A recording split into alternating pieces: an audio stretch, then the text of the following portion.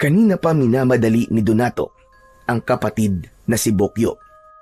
Kailangang pumila sila sa barangay health center para magpa-check up at makakuha rin ng libreng gamot. Ano, Bokyo? Okay ka na ba? Para makaalis na tayo. Si Kuya Donato talaga oh. Kanina mo pa ako inaapuri. Alam mo namang pilay ang isang pa ako tapos minamadali mo ako. Kasi naman kanina pa kita sinabihan pero hindi ka kumilos kagad. May pinakikinggan kasi ako sa radyo, Kuya. Yun na nga Alam mo may lakad tayo tapos inuna mo pa yung pakikinig mo ng radyo. Ikaw talaga, oo. Naninermon ka pa talaga Heto na nga po minamadali ko na nga po ang pagbibihis para makaalis na tayo. Sige na, bilisan mo na dyan. At ilalabas ko na yung pedicab natin.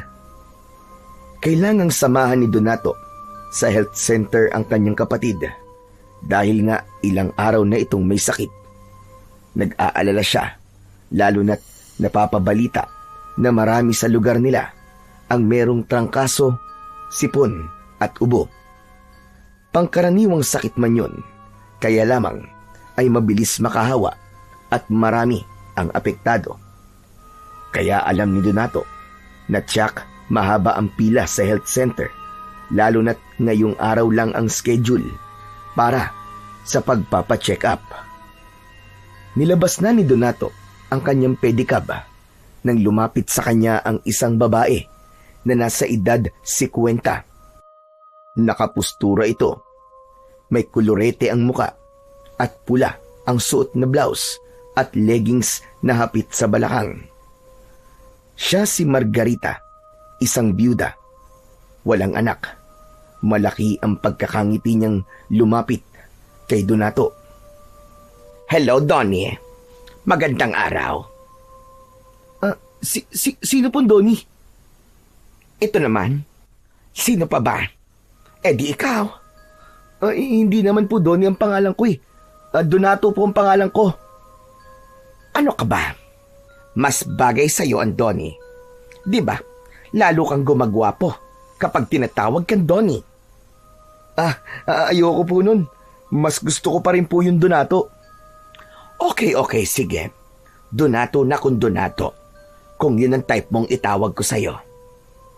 Ano po bang kailangan nyo sa akin? Aling Margarita, napadaan po yata kayo. Aray naman.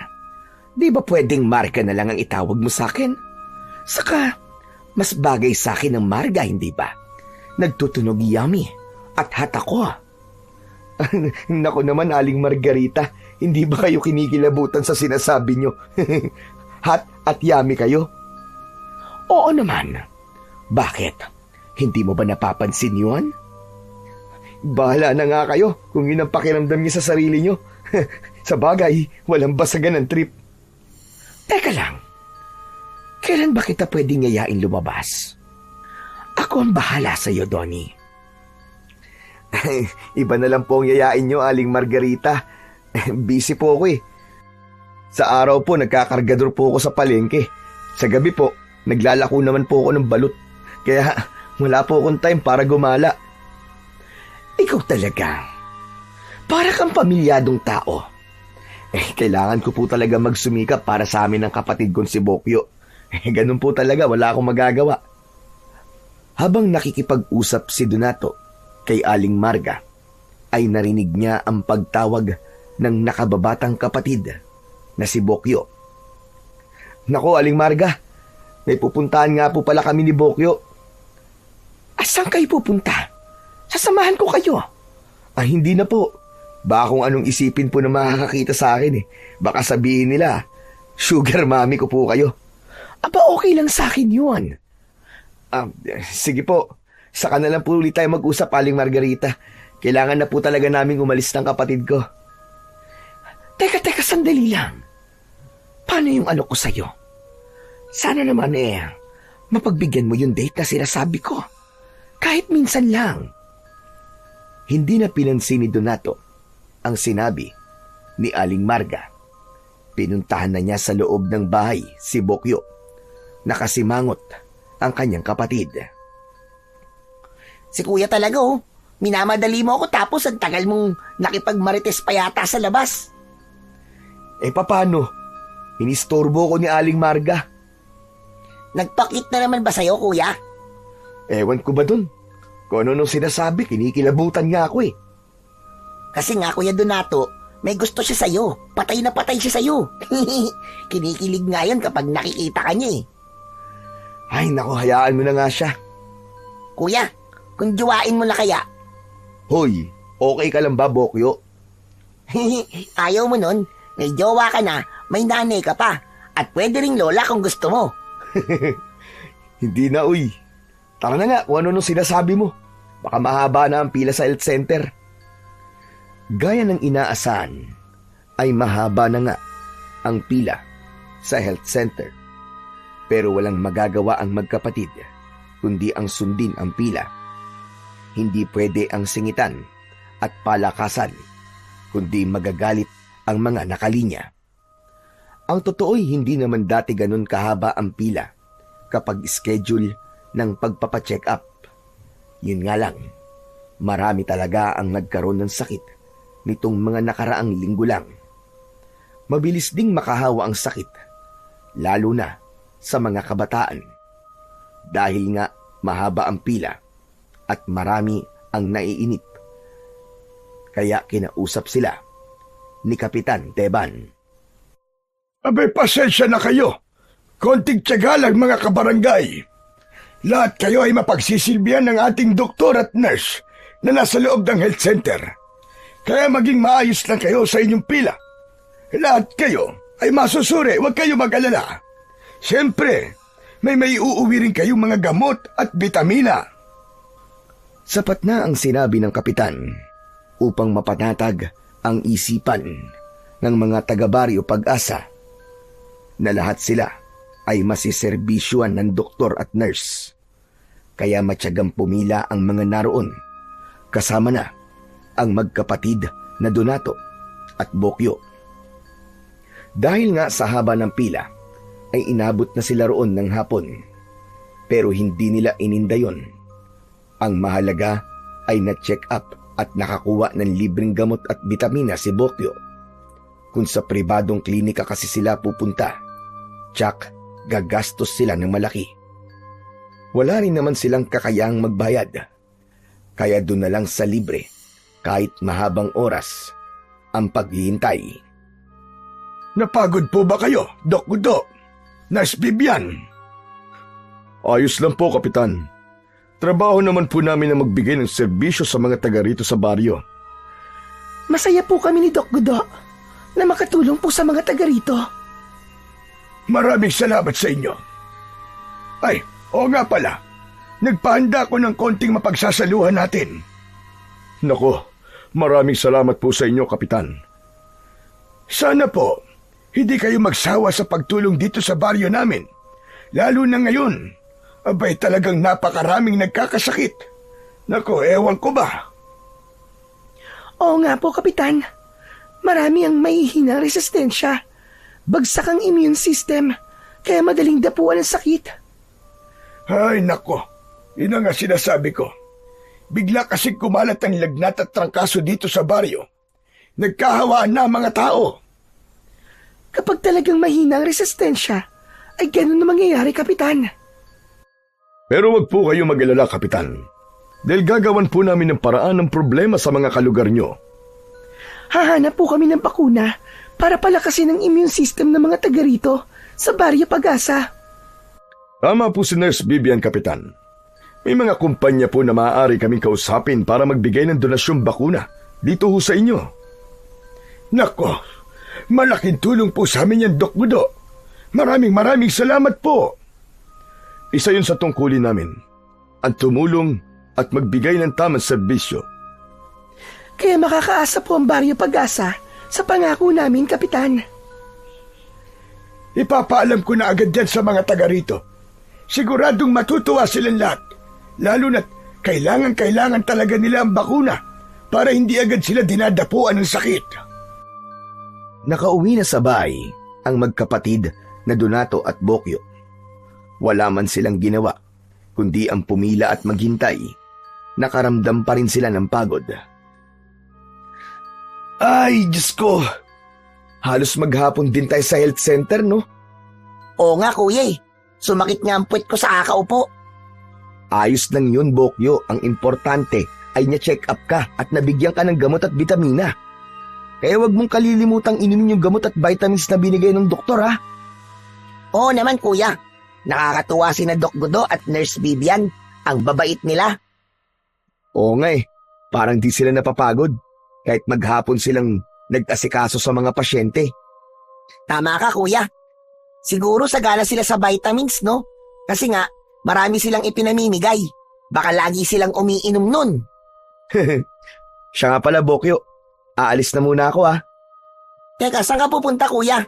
Huwag mong sabihin magkikita kayo ni Aling Marga. May date ba kayo? Huy, hindi ah. Ba't naman ako makikipag-date sa matandang yun? Eh baka gusto mo kasing makipag-date sa kanya eh. Hoy, tumigil ka, Bokyo, ah. Hindi ko pangarap magkaroon ng lolang jowa. Sige na, aalis na ako. Hahango pa ako ng balot para may maila ko mamayang gabi. Ganun ba? O sige kuya. Mag-iingat ka kuya ko ha. Oh, ikaw nang bahala dito sa bahay, ah. Magluto ka na rin para mamaya pag uwi ko, may pagkain tayo. Bibili na lang din ako ng ulam. O sige na, aalis na ako. Lumabas na si Donato para magtungo naman sa pag-aasikaso ng maliit niyang negosyo. Naiwang nag-iisa si Bokyo sa kanilang bahay. Kumain muna ito ng tirang pagkain at uminom ng gamot na ibinigay sa kanya sa health center. Nakaramdam siya ng antok. Nahiga sa kama hanggang sa makatulog. Mahilig magbasa ng iba't ibang katatakutan at pantasya sa mga lumang comics at libro si Bokyo. Yun kasi ang madalas niyang libangan bukod sa pakikinig sa radyo. Dahil nga hindi niya kayang makipagsabayan sa mga bata upang makipaglaro sanhi ng kanyang kapansanan. May diferensya kasi ang kanyang isang paa.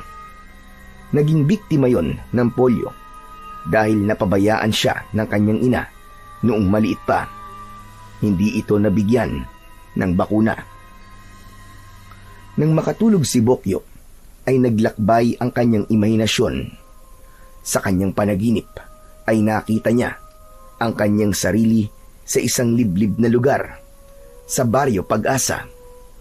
Subalit wala siyang makitang mga puno o anumang halaman roon. Kakaiba ang lugar na kanyang kinaroroonan. Biglang nawala ang liwanag sa kinaroroonan niyang lugar. Subalit, hindi naman ganun kadilim. Nakarinig siya ng mga ingay. Ganun na lamang ang kanyang gulat at takot nang mula sa kung saan ay may mga kakatwang nilalang na papalapit at pumapalibot sa kanya. Base sa kanyang mga nabasang aklat, ay mga iba't ibang uri ng aswang ang nakapaligid sa kanya. Papalapit ng papalapit ang mga ito at handa na siyang atakihin. Tumayo ang mga balahibo ni Bokyo. Nakita niya ang nakakatakot na anyo ng mga aswang na nasa kanyang harapan. Ang tanging magagawa niya ay ang tumakbo. Kaya lamang, paano naman niya gagawin yun kung wala siyang kakayahan? Gumagamit lang siya ng saklay para makalakad, kaya paano siya makakatakbo? Subalit, kitang-kita niya na papalapit na sa kanya ang mga aswang. Paulit-ulit siyang sumigaw upang humingi ng saklolo. Kaya lamang ay walang boses na lumalabas sa kanyang bibig kahit na anong pilit niya. Takot na takot si Bokyo. Kaya ang tanging ginawa niya ay ginamit niya ang kanyang saklay para labanan ang mga aswang na nasa kanyang harapan. Kaya lamang, hindi sapat ang saklay na ginagamit niyang sandata upang labanan ang pag-atake ng mga halimaw. Hanggang sa wala nang nagawa si Bokyo, ganap na siyang napaligiran ng mga ito at natitiyak niyang yun na ang kanyang katapusan. Kaya tanging malakas na sigaw na lamang ang kanyang magagawa, pero wala pa ring lumalabas na boses sa kanyang bibig. Naramdaman na lamang ni Bokyo ang tila may aswang na kumagat sa kanyang paa. Mas malakas na ang kanyang sigaw. Sa pagkakataong yun, ay nagising na siya sa pagkakatulog. Ramdam niyang may masakit sa kanyang paa. Nakita niya, nakagat ng kanyang Kuya Donato ang kanyang hinlalaki. Aray, aray! Aray ko naman, kuya! Ba't mo naman kinagat ang hinlalaki ko sa paa? Mabuti nga kinagat ko eh. Pwe, ang sama ng lasa ng paa mo. Siyempre, hindi pa ako naghuhugas ng paa. Nakatulog na ako dito sa upuan eh. Dumating ka na pala, kuya. Mabuti nga kamot, dumating na ako. Inabutan kong umuungol ka at binabangungot. Ilang tapik ko na sa'yo, hindi ka pa rin magising-gising. Kaya kinagat ko na ang hinlalaki ng paa mo, yun. Di nagising ka. Pero ang sakit naman, kuya. Parang gusto mo nang putulin ang daliri ko sa paa eh. Kasi nga ayaw mo magising. Kaya diniinan ko ang pagkakakagat. Kung hindi kita nagising, baka kung napano ka na. Alam mo, kuya, nakakatakot yung panaginip ko. Bakit? Ano ba na panaginipan mo? Ikinuwento ni Bokyo sa kanyang kuya ang laman ng kanyang nakakatakot na panaginip. Yan, kasi kasalanan mo. Dahil yan sa kahiligan mo sa pagbabasa ng mga horror na libro, sa kalumang comics. Pero kuya, parang totoo ang panaginip ko eh. Alam mo ba, itong lugar daw natin ay pinamumugaran daw ng mga aswang. Nakakatakot talaga, kuya. Naging aswang ang mga taga rito. Ano? Imposible namang mangyari yun. Ang mga taga rito, naging aswang? Oo, kuya. Kaya nga nakakatakot talaga eh. Panaginip lang yun, Bokyo. Palibasa, hindi ka kasi nagpipray bago ka matulog. Kaya yan, kung ano-ano tuloy na papanaginipan mo. Pero kuya, araw na araw naman eh. Pero ba't kaya ako na naginip ng ganun? Alam mo, Bokyo, araw man o gabi, basta natulog ka, pwede kang managinip. Pero, paano kuya? Kung magkatotoo bigla yung panaginip ko. Sinabi ko na nga, imposible yun. Isang malaking kalokohan na magiging aswang ang mga taga rito sa Baryo Pag-asa. Sa panaginip, alam mo, kabaligtaran niya ng katotohanan. Napakamot na lamang ng ulo ang nakababata niyang kapatid na si Bokyo. Alam mo, mabuti pa tulungan mo na muna akong maglaga nitong nabili kong itlog para mamaya ay maibenta ko na. Siya nga pala, uminom ka na ba ng gamot na ibinigay sa'yo tsaka yung vitamins? Oo, kuya. Kaya siguro napasarap ang tulog ko at nanaginip ako dahil sa gamot na ininom ko eh. Samantala, may mga taong nagbalik kay Kapitan Teban dahil iba ang kanilang naramdaman pagkatapos na inumin ang mga gamot na ibinigay nila Dr. Gudo at Nurse Bibian. Iba-iba ang kanilang naramdaman.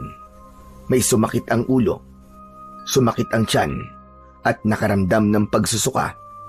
Kaya naman, ikinibahala din yun ng kapitan. Agad niyang tinawag yun kay Dr. Gudo. May ilang bagay na sinabi sa kanya ang doktor na siya namang ipinaalam kagad ni Kapitan Teban sa mga taong nagrereklamo. Makinig kayo sa sasabihin ko para naiintindihan nyo mga kababaryo. Ito ay sabi rin lang sa akin ni Dr. Gudo. Ayon sa kanya, ay normal lamang na may kakaiba kayong maramdaman kapag ininim nyo ang mga gamot na ibinigay niya sa inyo. Pero wala kayong dapat na ipag-alala dahil lahat ng hindi magandang nararamdaman nyo ay mawawala rin kapag nasanay na ang katawan nyo. Sa ngayon kasi, dahil bago lang kayo sa pag-inom ng gamot at hindi pa sanay ang katawan nyo, nagkakaroon nyo ng iba't ibang epekto. Pero wala naman daw kayong dapat na ikabahala. Mas mainam nga raw yun dahil ibig sabihin daw po nun, nagkakaroon ng bisa sa katawan ninyo ang gamot na ibinigay nila. Tapat na ang naging paliwanag na yon ni Kapitan Teban para mapanatag ang loob at isipan ng mga taong nagtataka dahil sa kanilang nararamdamang kakaiba. Pero sabi nga ni Doc Gudo ay mawawala rin yon. Samantala, Sa lugar na kinaroroonan ng mag-asawang sina Doc Udo at Nurse Vivian ay abala ang dalawa. Natawagan ko na supplier ng mga gamot na bakuna, Gudo. Anong sabi sa'yo, Vivian? Darating daw sa takdang araw ang mga bakuna na gagamitin natin sa mga taga-Baryo Pag-asa. Mabuti naman kung ganun. Dahil hindi dapat masayang ang bawat oras. Yun din nga ang sinabi ko sa kanila. Mahalaga sa atin ang bawat oras. Saka inaasahan yun ng mga taga rito sa baryo. Ayoko ring masira tayo kay Kapitan Teban. Gudo, tiyak magiging matagumpay ang ating misyon. Nasisiguro ko yun. Oo, Vivian, tama ka. Kaya masaya rin ako. Bukas, babalik tayo sa barangay. Pero wala pa yung bakunang ipinangako natin. Oo nga. May mga taga-baryo na hindi natin nasusuri. Kailangan malaman din natin ang kondisyon nila. Kung sa bagay, tama ka, Gudo. Isa pa, kailangan muli nating may paliwanag sa mga taga-baryo ang kanilang kakaibang nararamdaman. Napaliwanag na yun sa kanila ng kanilang kapitan, hindi ba? Oo, tama ka. Pero iba pa rin kung sa atin mismo manggagaling ang pagpapaliwanag para ganap nang mawala ang kanilang pag-aalala. Dahil nga pagsapit ng gabi, ay pagtitinda ng balut ang inaasikaso ni Donato, kaya inayos na ng binata ang kanyang pedicab at ang basket ng balut. Iikutin niya ang buong baryo sa gabing yun upang magtinda. Ipinagtaka ni Donato ang nangyari ng gabing yun dahil madaling naubos ang kanyang tindang balut. Kinulang pa nga ito. Tila ba lahat ng tao sa baryo ay nagugutom at gustong kumain ng balut. Kaya naman, masaya si Donato habang papauwi dahil madaling naubos ang kanyang tinda. Habang sakay ng kanyang pedicab, ay may kakaibang naramdaman ng binata nang mapadaan siya sa isang madilim na bahagi ng kalsada. Nakarinig siya ng kakaibang ingay na tila may mga sumusunod sa kanya. Kaya lamang, tuwing lilingon siya at titingin sa lugar na pinagmulan ng ingay, ay wala siyang makitang anuman. Pambihira. Ngayon lang nangyari sa akin to Parang meron talagang kakaiba. May hindi pangkaraniwan ako nararamdaman.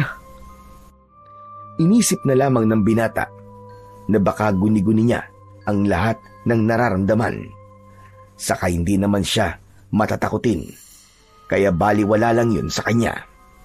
Nang makauwi na sa kanilang bahay si Donato, ay dinatnan niya ang kanyang kapatid na si Bokyo na walang tigil sa pagkamot ng kanyang katawan. Hoy, Bokyo, ano ba nangyayari sa'yo Hindi ko nga maintindihan, Kuya Donato Panay ang kagkag mo dyan sa katawan mo, ano bang meron? Kating-kati ka. Kuya, sobrang kati talaga. Ang kati-kati po ng pakiramdam ko. Saan ka ba galing? Baka kung saan ka kasi nagsusuot, kaya kinati ka. Hindi, Kuya. Dito nga lang ako sa bahay abang wala ka Kaya lang, bigla na lang kumati ang buong katawan ko. Hindi kaya tutubuan ka ng galis? Ba't naman ako tutubuan ng galis? Saka, saan manggagaling yun?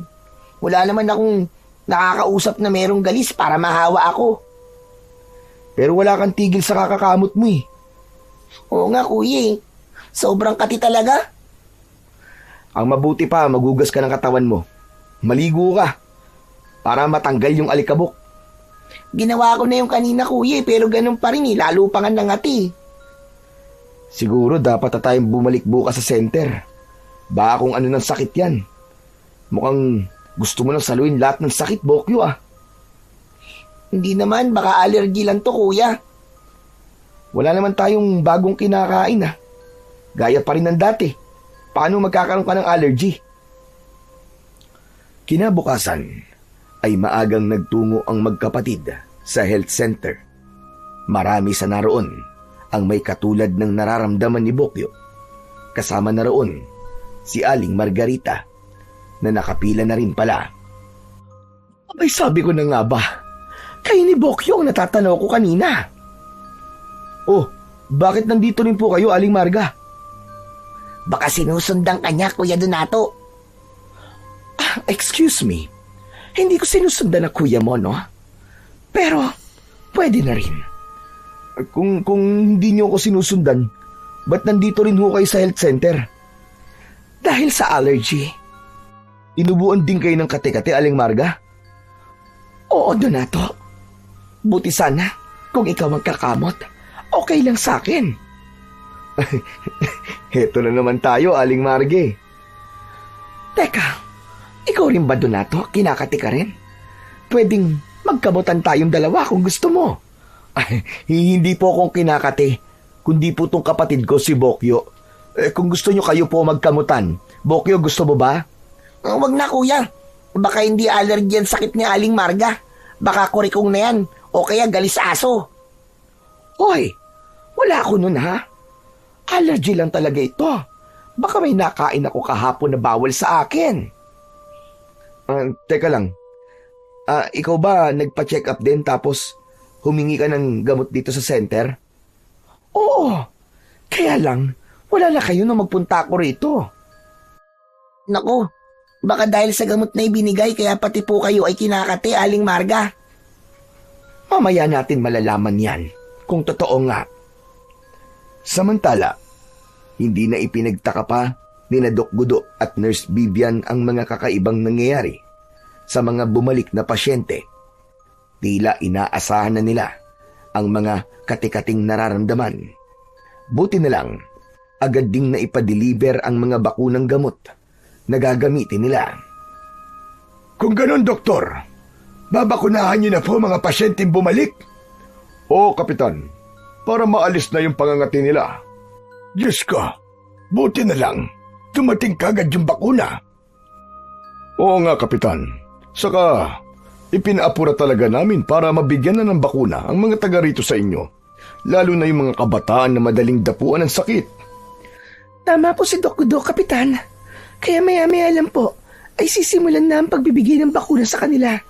Aayusin ko lang po mga kailangang gamit. Sige po, Nurse Vivian.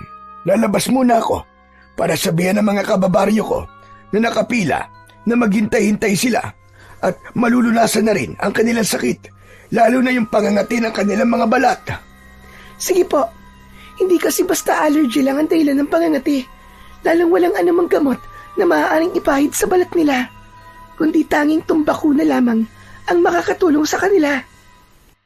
Hinarap ni Kapitan Teban ang mga tao upang ipaalam na mabibigyan na ng solusyon ang pangangati ng kanilang mga balat.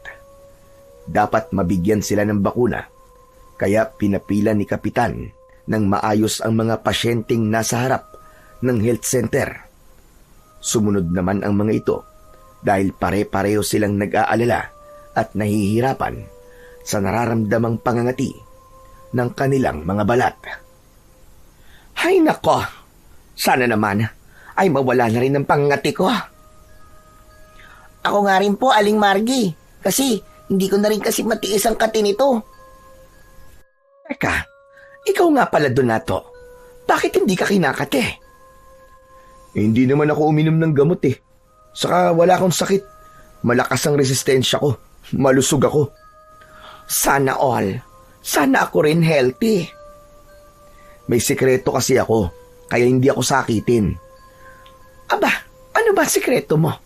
Baka naman pwede mong i-share para kagaya mo kaming maging healthy rin. Kailangan mo lang kumain ng 1 o 2 balot araw-araw. Ano? OMG! Teka, Aling Marga, anong OMG? Hindi naman kasi ako kumakain ng balot. Hindi ko kaya. Hindi ko malunok. Kaya naman pala eh. Kasi Donato, iba ang balot na gusto ko. Yun lang sa'yo. Yan tayo eh. Kung saan-saan na naman mapupunta ang usapan natin ito, Aling Marge. Basta, hindi ko talaga kaya kumain ng balot. Hindi kaya ng sikmura ko. Parang bumabaliktad ang sikmura ko pag kumain ako noon. Eh di, pasensya na lang. Talagang magiging sakitin ka, Aling Marga. Kuya, Ako, bigyan mo na rin ako ng balot araw-araw Promise, kakain na ako. Sigurado ka ba? Baka mamaya niyan kapag may nakita kang sisiw sa balot, mandiri ka.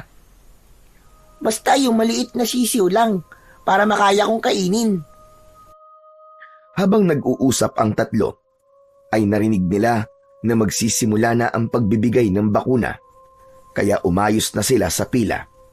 Hindi naman naging matagal ang kanilang paghihintay dahil mabilis na natapos yun.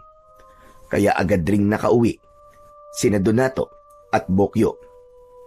Labis naman ang pasasalamat ni Kapitan Teban kina Dr. Gudo at Nurse Bibian sa serbisyong ibinigay ng mga ito.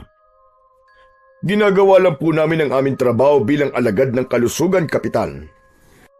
Ang hangad lang namin ay maging malusog ang mga taga rito sa Baryo Pag-asa. Ibig ba sabihin yan? Hindi na kayo babalik dito sa baryo namin? Hindi naman, Kapitan. Ang totoo nga mananatili pa kami rito. May tinutuluyan kami na malapit lang dito sa inyo. Mas mainam kasi na malapit lang ang tinitirahan namin para kapag mayroong problema ay agad kaming makakarating. Kung pwede nga lang sana, Dok Gudo, ay dito na kayo pumirmi sa baryo namin dahil malaking tulong po na may doktor dito sa aming lugar. Pinag-iisipan pa lang po namin mag-asawa yang Kapitan. Nagpaalam na sina Doc Gudo at Nurse Bibian kay Kapitan. Bumalik na sila sa kanilang tirahan. Napagod sila sa maghapong pagbibigay ng serbisyo sa mga pasyente sa Baryo Pag-asa. Subalit nasa mukha nila ang kasiyahan. Hindi dahil sa serbisyong nagawa nila para sa mga naninirahan doon, kundi para sa kanila ay isang tagumpay yun sa kanilang misyon. Dahil bahagi yun ng kanilang plano.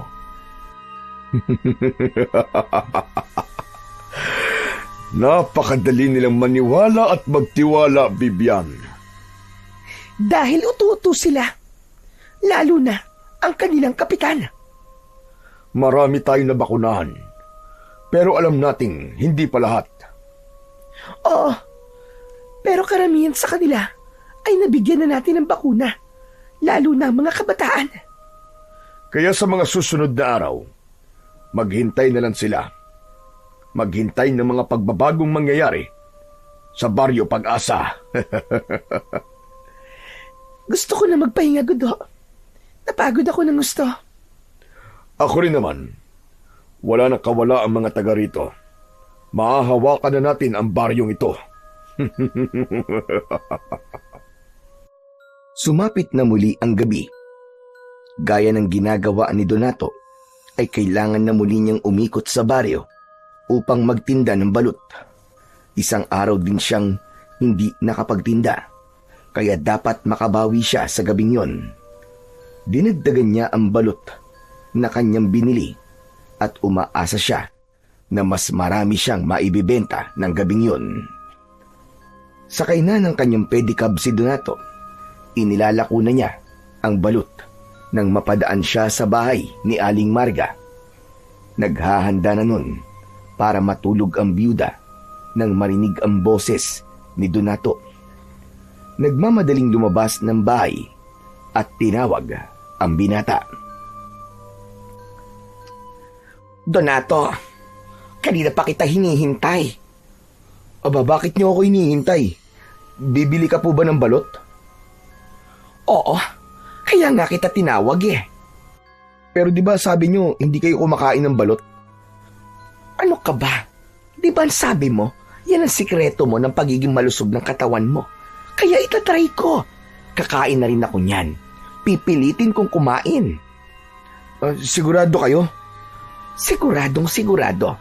Lalo na kung sasamahan mo akong kumain ng balot. Basta ba, marami kang bibilin Ayos sa akin yun. Oo naman. Basta samahan mo akong kumain Lahat ng makakain mo, babayaran ko rin. Hanggang 5 lang ang kaya ko, Aling Marge. Saka, hindi rin naman kasi mainam kapag sobra na. O sige. Bibili ako ng 10. Tig-5 tayo. Basta promise mo, sasamahan mo akong kumain, ha? Kung bilin mo na lang kayang lahat to, Aling Marga. Well, pwede. Pero, sa isang kondisyon. Ano namang kondisyon? Dito ka lang muna para may kakwentuhan ako, Donato. Kasi, ang lungkot ng nag-iisa. Alam mo, mahirap talaga maging byuda. Basta mag-uusap lang tayo walang problema. Basta hanggang dun lang. Oo naman, masaya na ako noon. Tapos, bukas, ipamimigay ko na lang sa mga kapitbahay ko itong balot. Tama yun. Makakatulong ka pa sa kanila, Aling Marga. Korek ka dyan. Pumayag si Aling Marga sa kondisyon ni Donato. Ikinatuwa naman yun ng binata dahil hindi na siya mapapagod ng gabing yun. Saka nangako naman si Aling Marga na sasamahan lang siya sa gabing yun para meron siyang makakakwentuhan. Bukod sa balot ay naghanda na rin ng iba pang pagkain si Aling Marga. Habang lumalalim gabi ay patuloy sa pagkikwentuhan ang dalawa hanggang sa may narinig sila. Ano yun? Parang may babaeng sumisigaw Oo nga, naririnig ko rin. Sandali lang, titignan ko. Teka, sandali lang, Donato. Huwag mo akong iwan dito. Sandali lang ako, Aling Marga. Aalamin ko lang kung sino yun. Baka nangangailangan na ng tulong Pero natatakot ako. Ayoko maiwan dito. Nag-iisa lang ako. Ay, halika na nga. Sumama ka na. Lumabas ng bahay sina Aling Marga at Donato. Inalam nila kung saan galing ang sigaw na yon. Maya-maya pa ay may nakita sila na lalaking tumatakbo. Takot na takot ito. Tinanong ni Donato ang lalaking nakita. Halos hindi ito makapagsalita ng dahil sa labis na takot. Pero ang tanging nabanggit nito na pautal-utal ay salitang halimaw. Aling Marga, naintindihan niyo ba yung sinabi niya? Oo, parang sabi niya, nakakita raw siya ng halimaw. Yun din ang dinig ko Diyos ko po, baka nga totoo yun Mukhang may gumagala na ring halimaw dito sa baryo natin. Baka naman namalikmata lang siya. Tara na, bumalik na tayo sa bahay, Donato. Huwag na tayong tumuloy.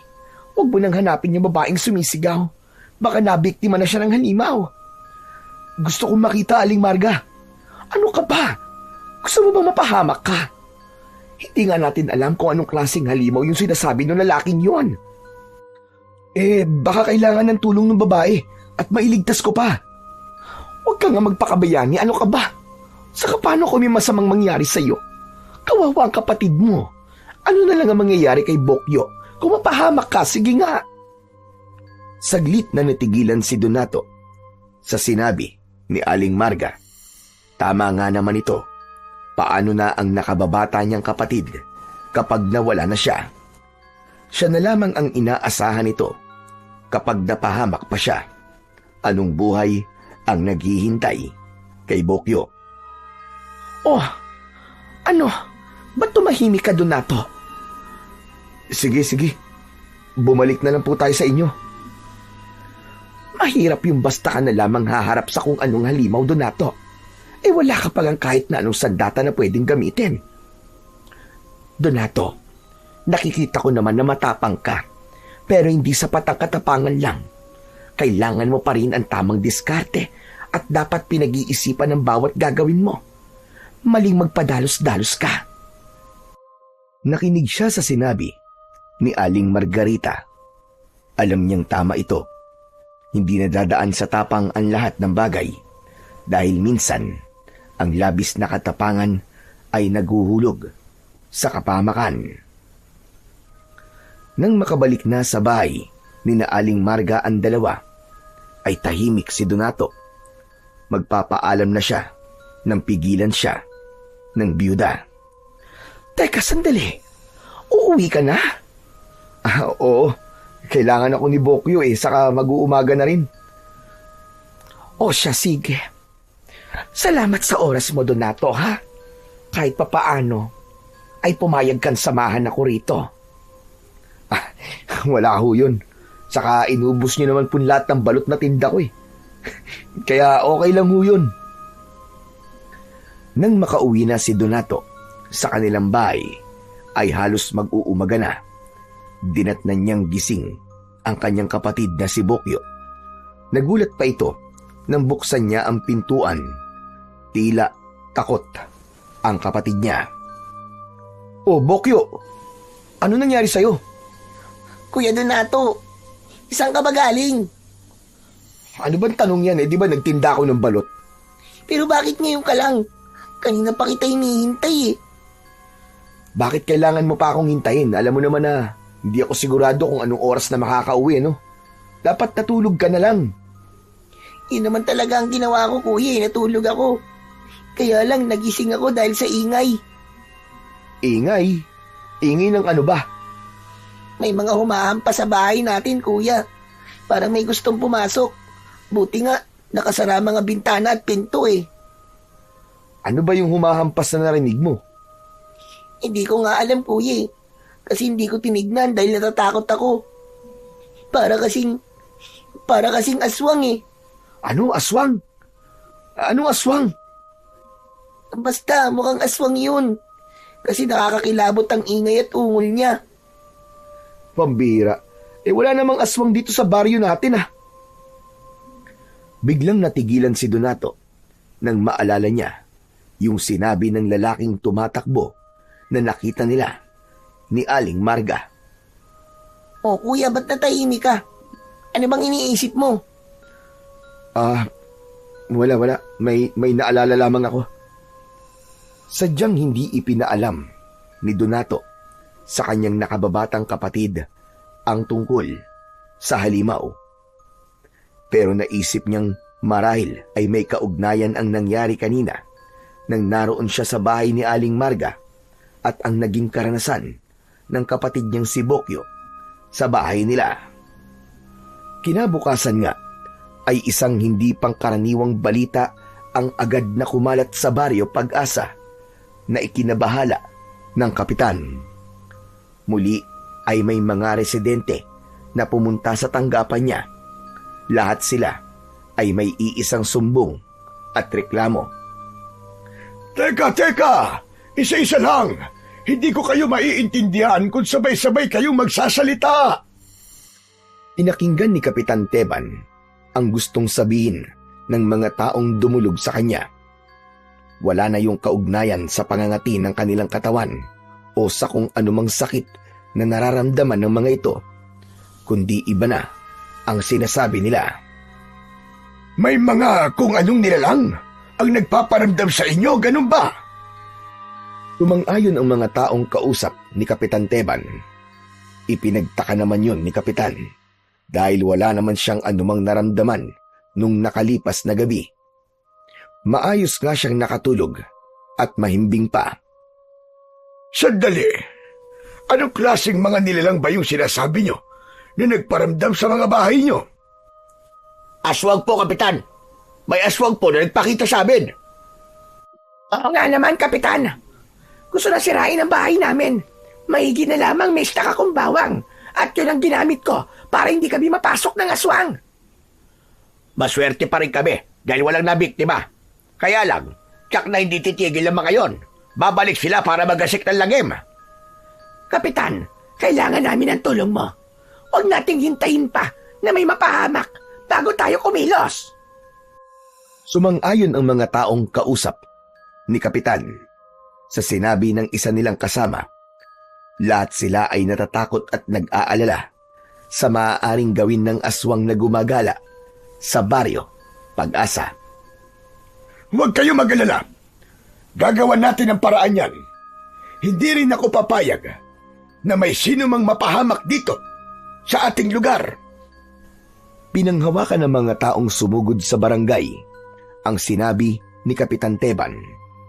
Umaasa sila na may gagawing aksyon ng kapitan upang walang sino mang mapahamak at maging biktima ng mga aswang na nagpapakita sa baryo Pag-asa. Samantala, paano nga ba nagkaroon ng mga aswang sa Baryo Pag-asa? Dati naman ay maayos at payapang namumuhay ang mga naninirahan dito.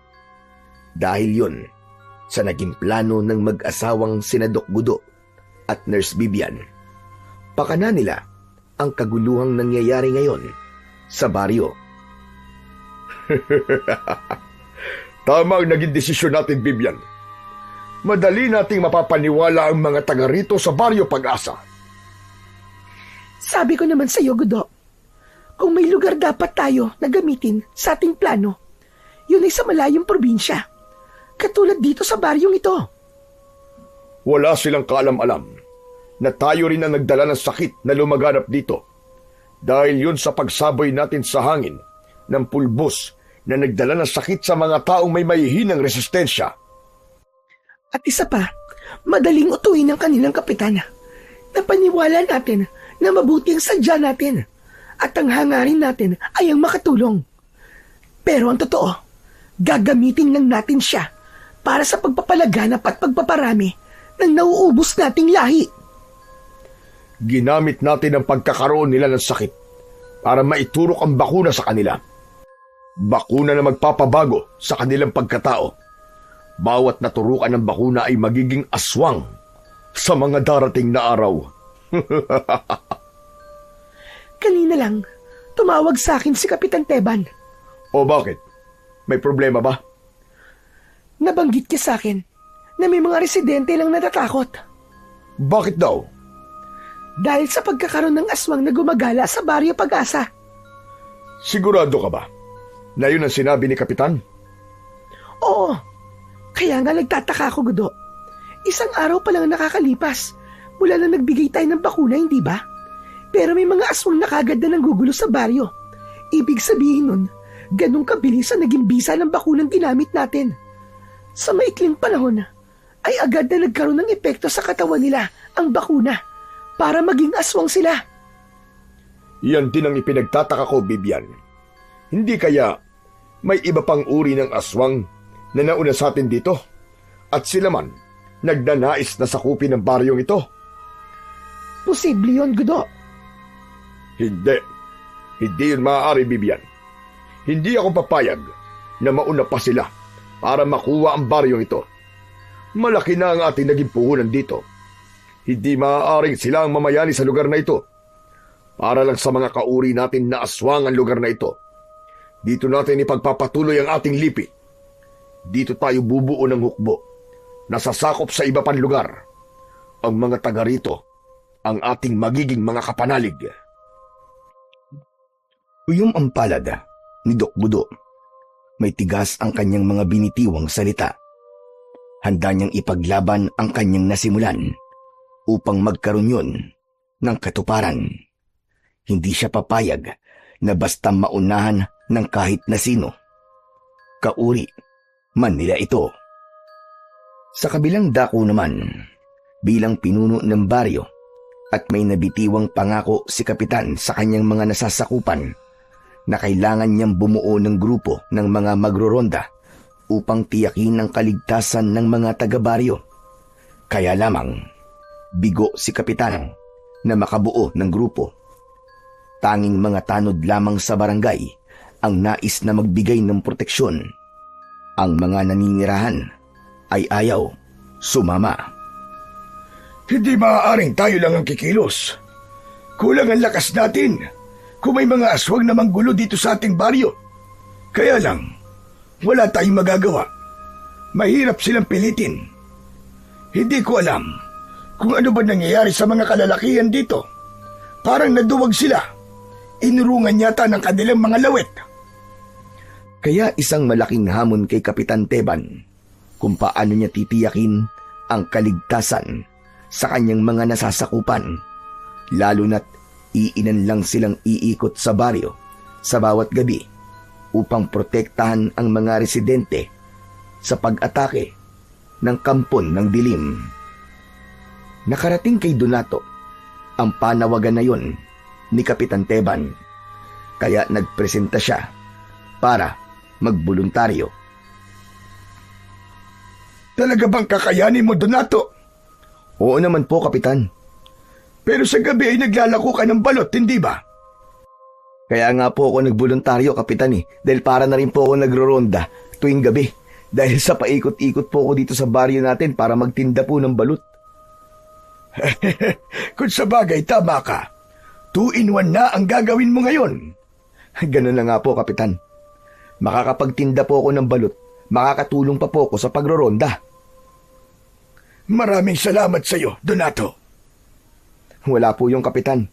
Ang nais ko lang naman po makatulong kahit papano. Ipinaalam ni Donato sa kanyang kapatid ang tungkol sa kanyang plano. Kuya, ba't ka pumayag na magronda? Bokyo, hindi ako inalok, kundi ako mismo lumapit kay Kapitan. Pero kuya, delikado yun ah. Bokyo, halos ganun din naman ang gagawin ko Dahil di ba tuwing gabi naglalako din ako ng balut? Kahit na ba kuya Kung maglalako ka lang, pwede kang umuwi kagad ng maaga kapag naubos na ang tinda mo. Pero kapag magro-ronda ka, syempre, di ka kagad makakauwi ng maaga. Okay na yon. Para makatulong din ako. Di ba yun ang laging sinasabi ng lolo natin nung nabubuhay pa siya? Hindi tayo dapat magkait ng tulong sa kapwa natin. Kung kaya nating makatulong, gawin natin, di ba? Sige na nga. Oo na. Saka wala ka naman dapat ikatakot, Bokyo Wala namang maaaring makialam sa'yo. Sagot kita. Siyempre, hindi kita pababayaan, no? Samantala, dahil nga nagtaka ang mag-asawang Doc Gudo at Nurse Vivian sa napapabalitang aswang na gumagala sa baryo Pag-asa, kaya nang sumapit ang gabi ay naghanda ang dalawa. Dapat nilang malaman ang katotohanan, kaya nagtungo sila sa barangay at kinausap si Kapitan Teban. Gabing-gabi na pasugod kayo, Doc Gudo, Nurse Vivian. May kailangan ba kayo? Gusto namin makatulong, Kapitan. Aba, sobra-sobra na po ang naitulong niyo sa aming baryo. Dahil yun sa pagbibigay ng bakuna sa mga may sakit. Ibang tulong naman po nais naming ibigay sa inyo, Kapitan. Nais po namin sumama sa pagroronda. Talaga po, Doc? Opo, Kapitan. Wala rin naman kaming ginagawa ngayon ni Nurse Vivian sa bahay namin kaya nais namin maging bahagi ng inyong pagroronda. Abay, kung ganon, hindi kami tatanggi, Doc. Dahil totoong kailangan namin ng mga magroronda. Kaya nga po nandito kami. O sige. Hintayin lang natin ang mga tanod na ating makakasama. Siguro kailangan magdalawang grupo tayo. Naipahanda ko na ang mga kawayang buho at ilang armas na magagamit natin. Huwag niyo kaming alalahanin. May dala kaming sariling armas na magagamit namin, Kapitan Teban. Mainam naman kung ganon. Samantala, si Donato na siyang makakasama rin sa pagroronda ay sinimulan na rin ang pagtitinda. Kapag maaga siyang nakapagpaubos ng balut, saka pa lamang siya pupunta sa grupo ni na Kapitan Teban. Inihanda niya ang kanyang gulok. Itinali na rin niya yon sa kanyang bewang. Sana maraming bumili nitong balut para makapagronda na kagad ako. Tsak aasahan ni Kapitan ang pagsama ko sa kanila. Ngunit nang lalakad na ang mga magroronda, ay nagpaalam sina Doc Gudo at Nurse na hihiwalay sila sa grupo ni na Kapitan Teban. Sigurado po ba kayo, Doc Gudo? Oo, Kapitan. Hindi kami sasama ni Nurse Vivian sa inyo. Tama po. Iiba po kami ng lugar. Pero mas mainam kung may iba pa kayong kasama. Maaari kong isama sa inyong isang kagawad. Hindi na po, Kapitan. Ayos na po kami ni Nurse Vivian. Huwag niyo po kaming alalahanin. Kaya po namin ni Doc Gudo.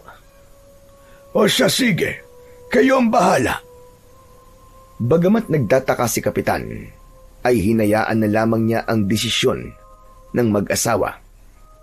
Sila ang may kagustuhan nun. Sakaling may mangyari man sa kanila, ay hindi niya nakasalanan dahil pinili nilang humiwalay sila at walang ibang kasama. Subalit may dahilan kung bakit yun ang desisyon ni Doc Gudo. Dapat talagang tayong dalawa lang ang magkasama, Bibian. Para magagawa natin ang ating gusto. Tama ka, Gudo. Ang kailangan lang naman ay maipakita natin kay Kapitan na tumutulong tayo sa kanila. Ganun na nga, para hindi sila maghinala sa atin.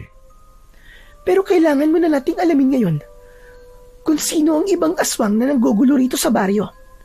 Dapat na talaga nating malaman yon. Ganap nang lumayo, sina Doc Gudo at Nurse Bibian sa grupo ng mga nagroronda na pinangungunahan ni Kapitan Teban. Doon sila nagtungo sa lugar na hindi sila makikita ng mga ito. Nag-abang ang mag-asawa sa pagpapakita ng aswang na gumagala sa baryo Pag-asa. Habang naghihintay ang dalawa, ay narinig nga nila ang yabag at kakaibang ingay. Ganon din ang amoy na pamilyar kina Doc Gudo. Andito na sila, Bibian. Hindi nga natin kauri ang aswang na yon dahil kakaiba ang amoy nila. May malansang amoy sila. Magkubli tayo para hindi nila kagad tayo makita. Gudo, dito tayo sa may malaking puno. May kutob akong dito sa lugar na to sila dadaan.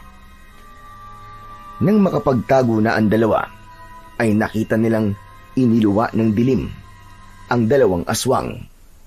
Mga aswang na iba ang kulay ng balat, bagamat nakakatakot din ang kanilang anyo.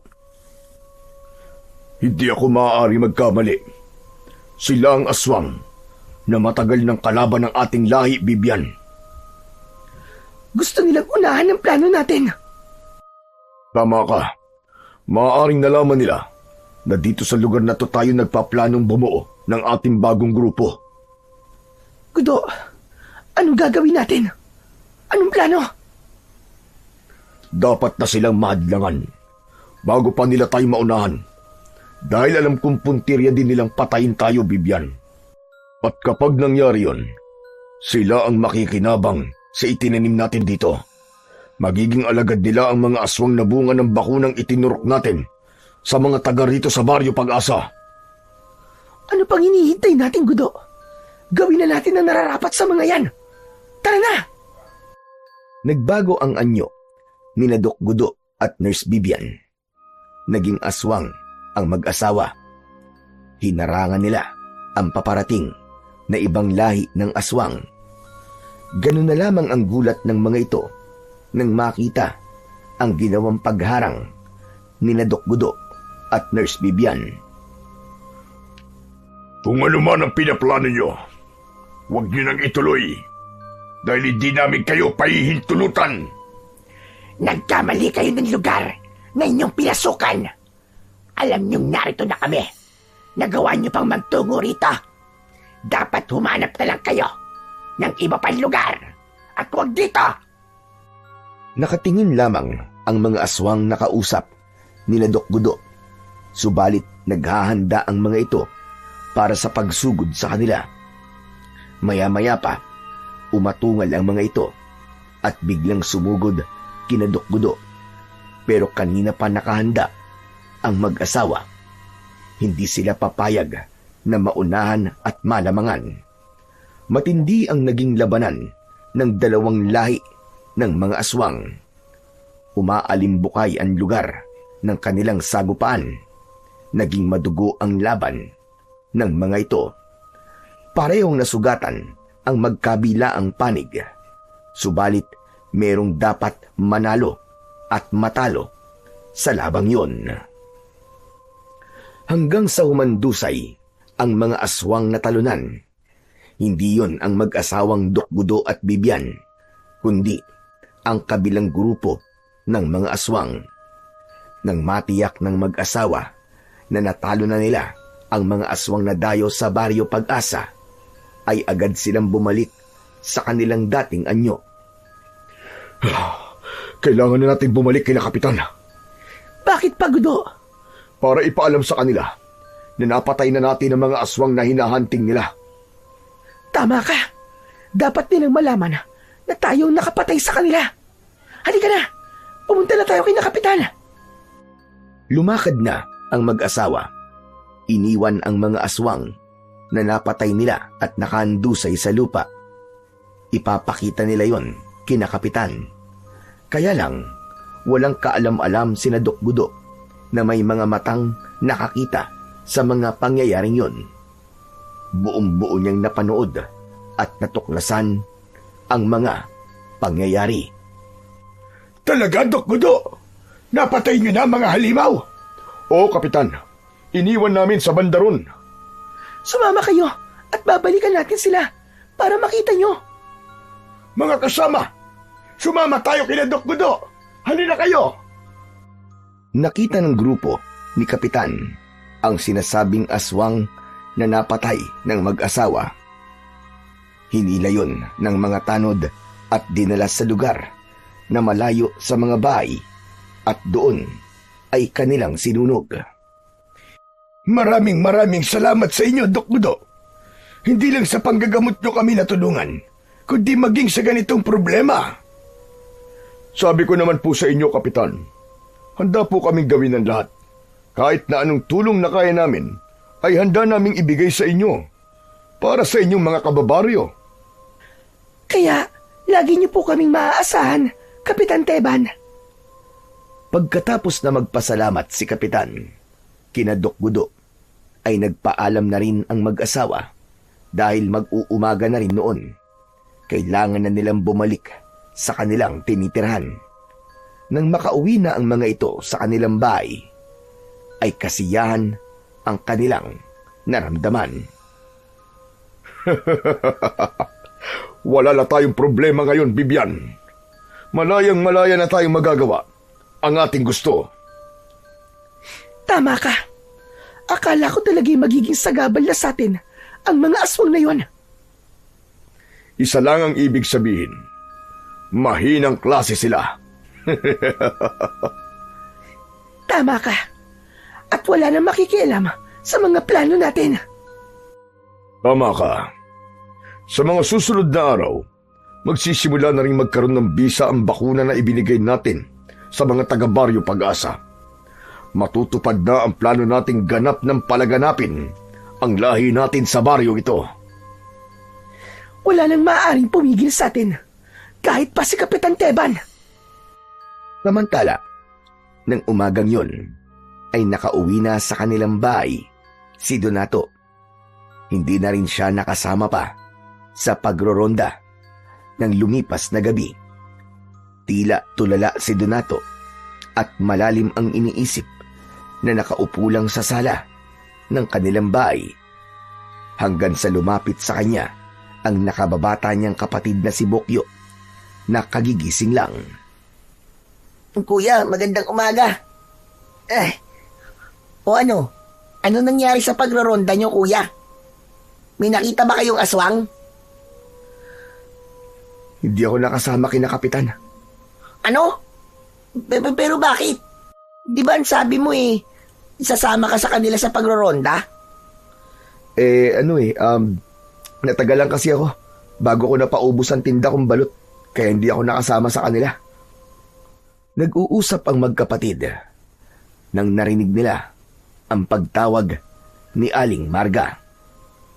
Uy, si Aling Marga. Ang aga-agang mangapit bahay. Bakit kaya? Ano kayang kailangan niya? Tuloy-tuloy na pumasok sa kanilang bahay ang babaeng byuda. Oh, Aling Marga, ang aga niyo po yatang mangapit bahay. May kailangan kasi ako malaman. Kasi nga, balitang-balita yung ginawa ni na Kapitan kagabi. Yung pagroronda nila. At sabi, may napatay daw silang aswang. Ewan ko ba kung sina Kapitan nga bang nakapatay o sina Doc Gudo. Kasi, sumama din sa pagroronda kagabi. Talaga po bang napatay na po yung aswang? Oo, Bokyo. Yun ang bali-balita dito. Teka nga, Donato.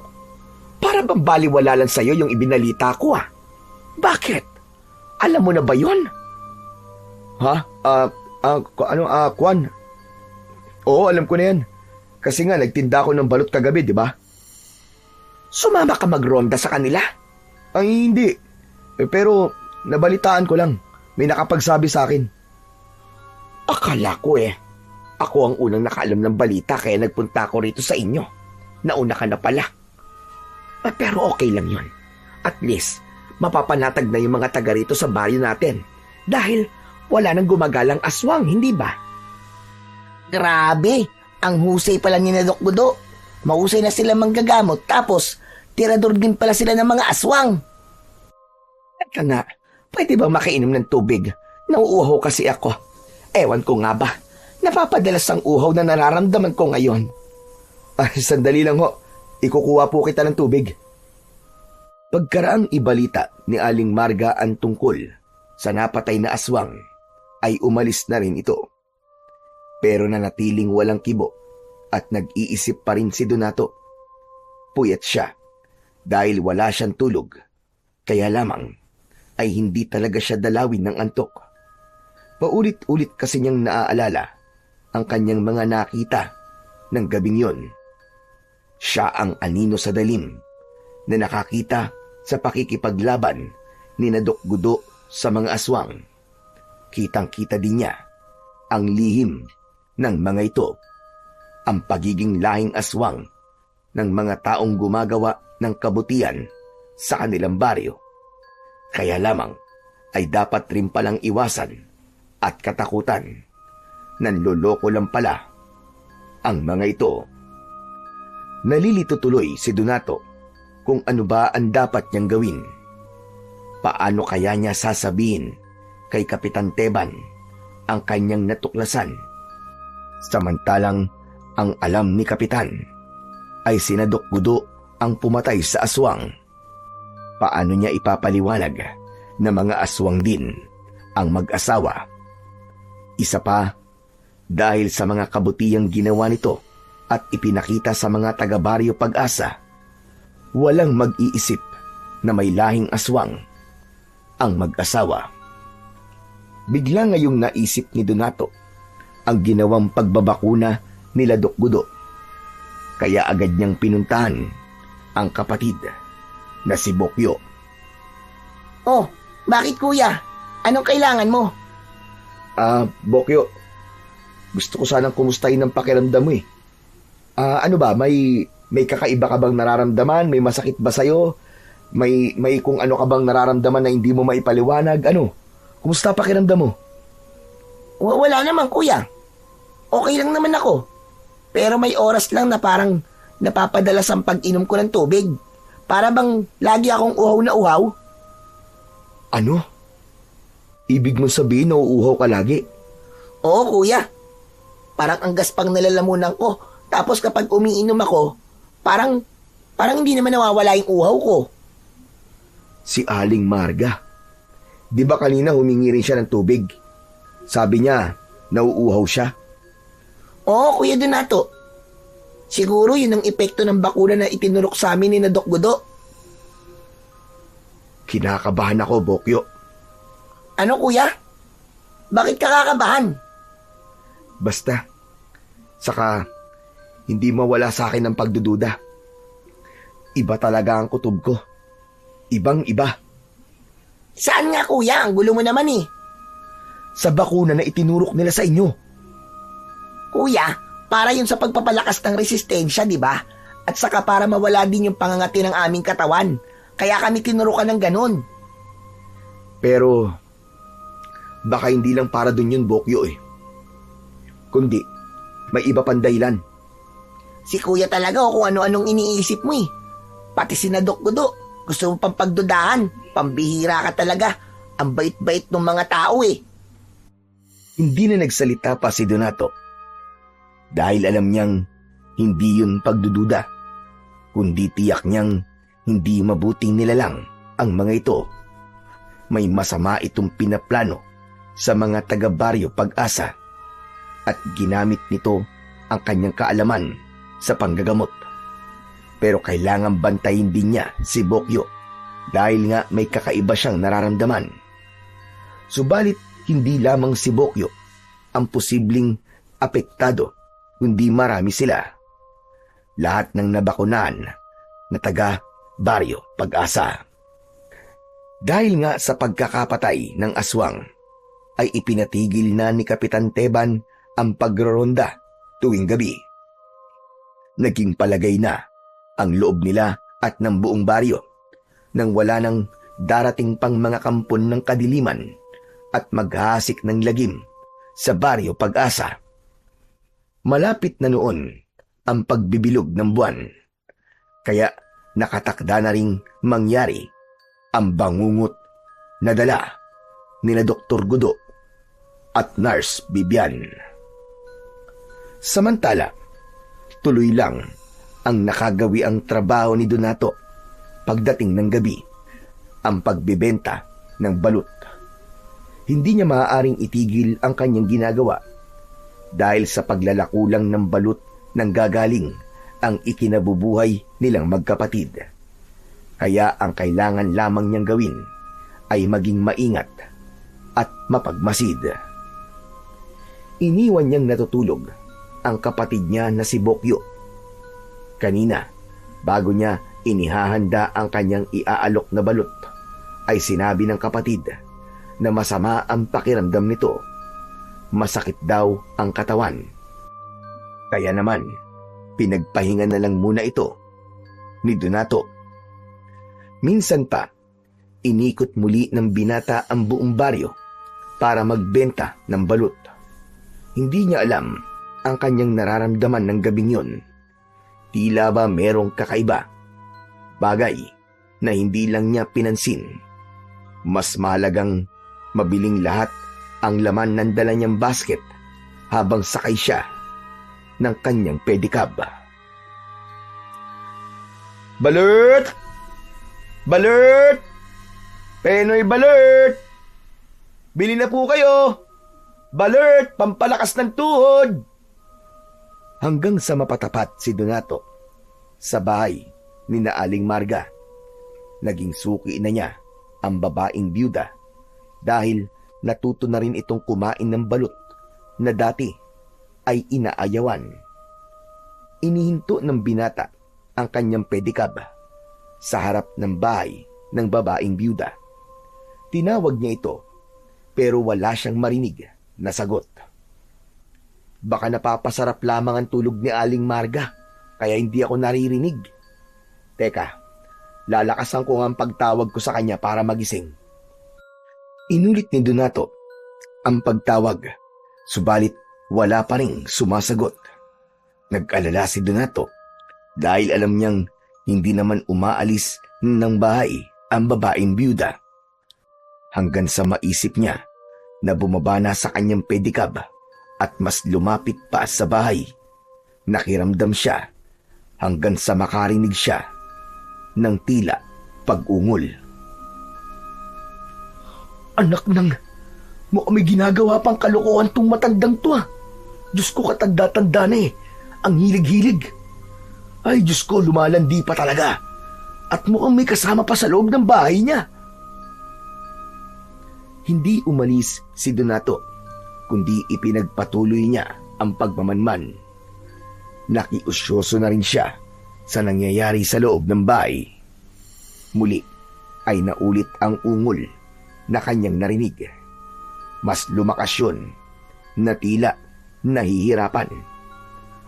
Hanggang sa humanap na ng masisilipan si Donato upang alamin kung ano bang ginagawa ni Aling Marga sa loob ng bahay. Nakahanap siya ng siwang na kanyang masisilipan. Ngunit gano'n na lamang ang kanyang gulat nang makita niya na nakahandusay si Aling Marga na tila nahihirapan sa kanyang nararamdaman. Lalong nanlaki ang mga mata ng binata nang makita mismo ng kanyang mga mata ang pagbabago ng anyo nito. Diyos ko, Panginoon ko, hindi totoo to. Naging halimaw si Aling Marga. Paano nangyari yun? Naging aswang na katulad nila Doc Gudo. Anak nang, sinasabi ko na nga be, may planong hindi maganda ang doktor na yun eh. Nagmamadaling umalis si Donato dahil hindi rin naman niya alam kung paano haharapin si Aling Marga na naging isang halimaw. Kundi ang naisip niya ay ang kanyang kapatid na si Bokyo. Posible kasing maging katulad din ni Aling Marga ang kanyang mahal na kapatid. Subalit nang makabalik ito sa kanilang bahay, ay inabutan niyang natutulog ang kanyang nakababatang kapatid. Walang nagiging pagbabago rito, hindi katulad ni Aling Marga. Kaya hindi rin maunawaan yun ni Donato. Epekto kaya yun ng bakuna na ibinigay o sadyang may itinatagong lihim lang si Aling Marga na hindi sinasabi sa kanya.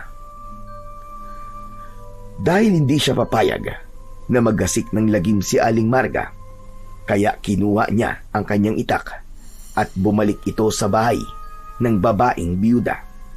Ngunit sa kasamaang palad ay wala na roon si Aling Marga. Marahil lumabas na ito ng bahay upang gumala at mambiktima. Samantala, sa bahay naman ni Doc Gudo at Nurse Bibian, buong lugod nilang sinalubong ang kanilang bisita. Pumasok sa kanilang bahay ang isang aswang. Magaling! Ikaw ang kauna-unahang magpapatunay na nagkakaroon na ng bisa ang bakuna na itinurok ko sa inyong lahat. Susunod ka sa aming utos. Huwag ka magalala dahil sa bawat gabi ay madadagdagan ang inyong bilang. Nagbago ang anyo ng aswang nakausap nila Doc Gudo. Bumalik ang tunay na anyo nito sa katauhan ni Aling Marga. Siya ang unang taga-Baryo Pag-asa na naging katuparan sa mga plano ng dalawa. Masusunod po ang gusto nyo, Panginoon, para sa inyong kasiyahan. Huwag kang mag-alala dahil sasamahan ka namin ngayong gabi. Sisimulan na natin ang paggasik ng lagim. Iibsan na natin ang ating gutom at uhaw sa mga nilalang na hindi nakatakdang maging kauri natin. Sabay-sabay na nagbago ang anyo ng tatlo at naging halimaw. Magkakasama silang nilamon ng kadiliman upang maghatid ng lagim sa Baryo Pag-asa. Kinabukasan ay naging malaking balita ang tungkol sa mga naging biktima ng aswang. Hindi yun inaasahan ni Kapitan Teban dahil buong akala niya ay magiging tahimik na ang baryo. Nagpunta sa barangay si Donato upang kausapin si Kapitan. Sinasabi mong may maitutulong ka sa bagong problema ng baryo, ganun ba? Opo, Kapitan. Dahil ayoko rin pong tuluyang pamugaran ng mga aswang ang baryo natin. Pero anong magagawa mo? Kilala ko po sila, Kapitan.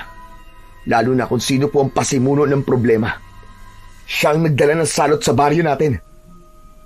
Abay, sino? Sinabi ni Donato ang kanyang buong nalalaman. Kaya lamang ikinagalit lang yun ni Kapitan Teban. Pambihira ka! Pati ba naman mabubuting tao ay gusto mong idamay sa kalokohan mong ito, Donato? Tumigil ka ka! Pero Kapitan, totoo po sinasabi ko. Sina Doc Gudo at ang asawa niya, sila po may kagagawa ng lagim na nangyayari ngayon sa baryo natin. Nasisiraan na ba ang ulo mo, Donato? Paano sila yon? Samantalang sila pa nga ang pumatay sa mga aswang. Alam po nila yung Kapitan para hindi niyo po sila pag-isipan ng masama. Donato, huwag mo nang siraan pa sina Doc Gudo dahil walang maniniwala sa'yo. Mabubuti silang mga tao. Ginagamot nila ang mga tao dito sa ating baryo. Paano silang magiging aswang? Huwag kang gumawa ng kwento. Wala nang nagawa si Donato. Naging katawa-tawa siya sa kanyang isinumbong kay Kapitan. Kaya naman, ang tungkol sa bagay na yon ay itinawag ni Kapitan Teban kay Doc Gudo. May gustong kumalaban sa atin, Bibian. Ang lakas naman ng loob ng taong yon. Ang ipinagtataka ko, paano niya nalaman ang tungkol sa bagay na yun? Posibleng sinusundan niya tayo. Baka may kakaiba siyang kakayahan, kaya nalaman niya ang lihim natin. Hindi dapat magtagal ang taong yun, Bibian. Kailangan makita natin siya bago pa siya paniwalaan ng mga taga-Baryo Pag-asa. Kailangan mamatay na siya kagad. Wala tayong dapat ikabahala, Gudo. Papalakas na ang ating grupo. Sa mga susunod na araw, maraming taga-Baryo Pag-asa na sabay-sabay na magiging aswang. Eh wala na magagawa ang taong yun. Maaga lang niyang hinanap ang kanyang kamatayan.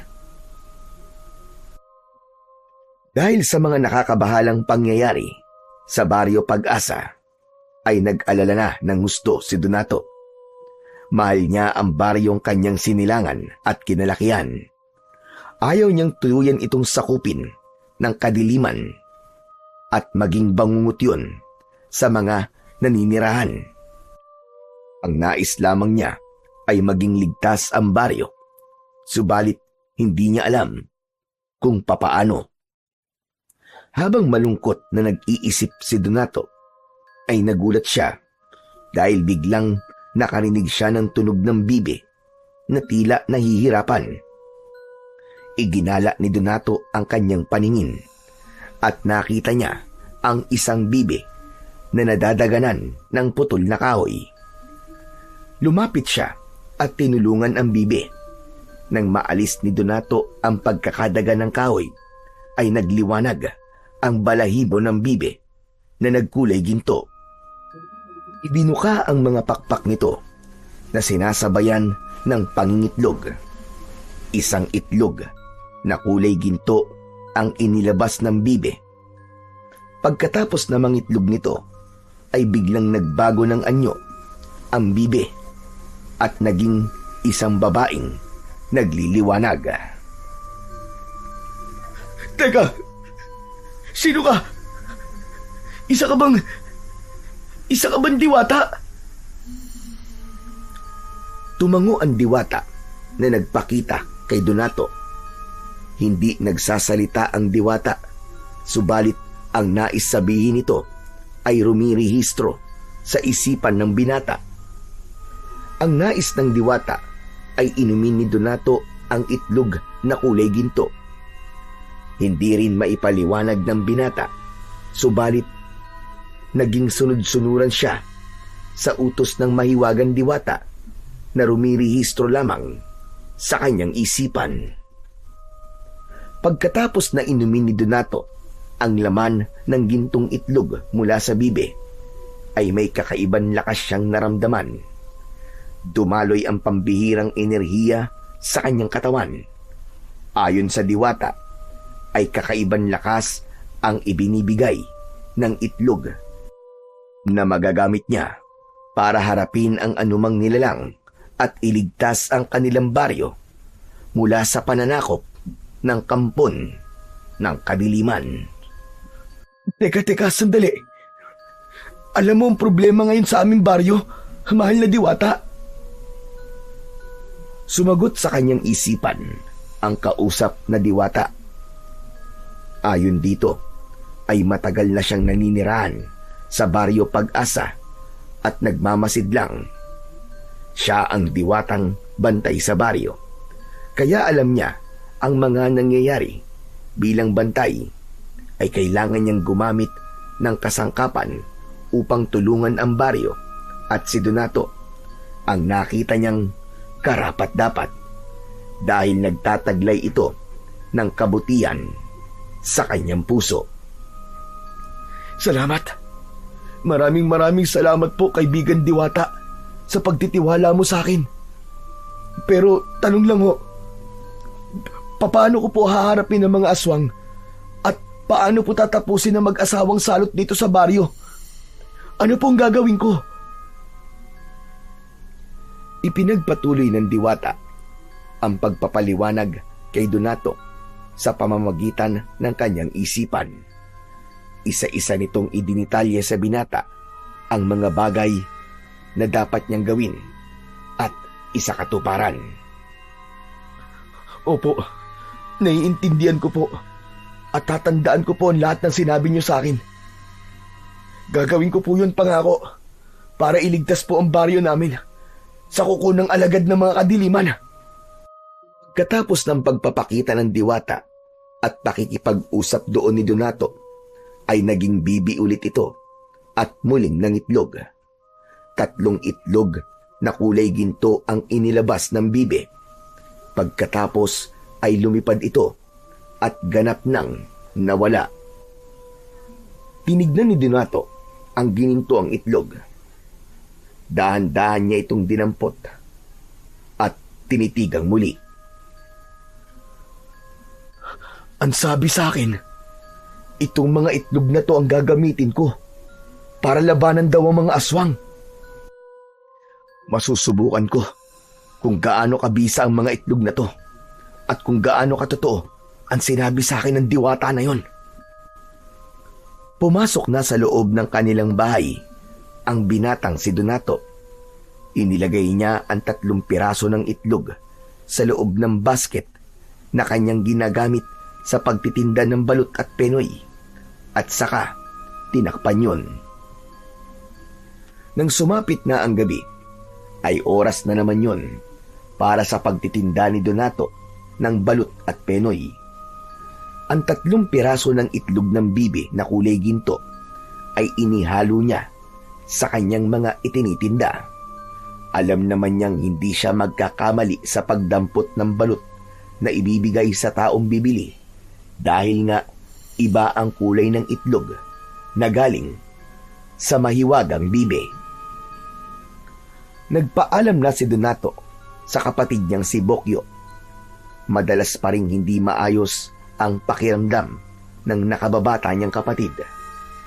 Bagay naman na lubos na ipinagtataka ni Donato, lalo na't naiisip niya ang nangyari kay Aling Marga. Mula nang makita niya ito na naging isang aswang, ay tila hindi na umuuwi sa kanyang bahay ang babaeng byuda. Kung nasaan man ito, ay hindi niya alam. Samantala, sa lugar ni na Doc Gudo at Nurse Bibian, ay doon na malagi si Aling Marga. Naging kasama na nila ito, lalo na ngayong sumapit na naman ang gabi. Ipagpapatuloy nila ang kanilang misyon.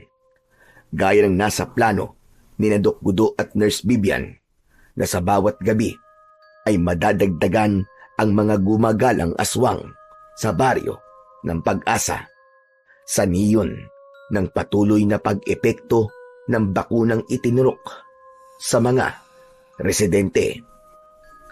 Malalim na ang gabi nang naipaubos ni Donato ang kanyang tinitindang balut at penoy. Papauwi na siya, sakay ng kanyang pedicab, nang maramdaman niyang tila may sumusunod sa kanya. Subalit kapag iihinto niya ang pedicab at lilingon siya, ay wala naman siyang nakikita. Kaya naman, ipinagpatuloy na lamang niya ang pagmamaneo. Kaya lamang, habang binabagtas niya ang daan, ay may biglang tumawid sa kalsada na hindi naman niya maitsurahan kung ano yun. Tuloy-tuloy ito sa kabilang bahagi ng kalsada, subalit nang titignan niya ay biglang may dumamba mula sa kanyang likuran. Kaya nahulog siya sa pagkakaupo niya sa may manibela ng pedicab. Nahulog siya sa lupa habang umibabaw sa kanya ang aswang na umatake. Gamit ang braso ay inundayan niya ng suntok ang aswang na sumugod sa kanya. Bumulagta ang aswang. Hindi niya inaasahan na ganun kalakas ang suntok niya. Naisip niya ang itlog na kulay ginto na ipinainom sa kanya ng diwata.